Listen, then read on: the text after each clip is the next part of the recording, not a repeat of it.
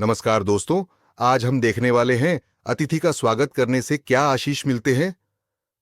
एक दिन Elisha Shunem गया, जहां एक कुलीन स्त्री रहती थी। उसने उससे खाने पर जोर दिया। बाद में जब वह उस रास्ते से गुजरता तो खाना खाने के लिए वहां रुकता। उसने अपने पति से कहा, मैंने देखा है कि यह आदमी अक्सर इस रास्ते से आता जाता है। वह परमेश्वर का एक पवित्र भक्त लगता है।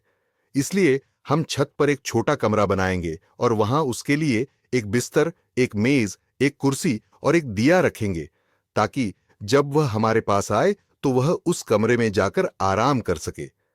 एक दिन की बात है कि वह वहां जाकर उस कमरे में गया और वहीं लेट गया। उसने अपने सेवक गेहजी से कहा, उस शूनेमिन स्त्री को बुलाकर अंदर ले आओ। उसने उसे बुलाया और वह आकर उसके सामने खड़ी हो गई। उसने अपने शिष्य गेहजी से कहा, तुम उससे कहो कि तुमने हमारी देखभाल करने में इतनी तत्परता दिखाई है। मैं तुम्हारे लिए क्या कर सकता हूं? क्या मैं तुम्हारी सिफारिश राजा या सेनापति से करूं?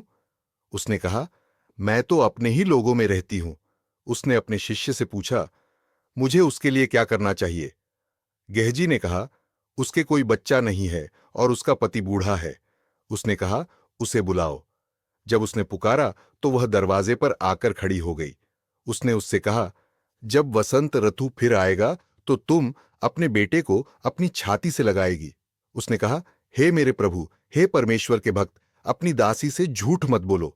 फिर जैसा एलीशा ने कहा था, वह स्त्री गर्भवती हुई और जब वसंत ऋतु आई तो उसने एक पुत्र को जन्म दिया। दोस्तों, अगर ये कहानी अच्छी लगी तो लाइक, शेयर और सब्सक्राइब जरूर करना, ताकि हम आपके लिए और भी अच्छे वीडियो ले आए। Thank you. God bless you.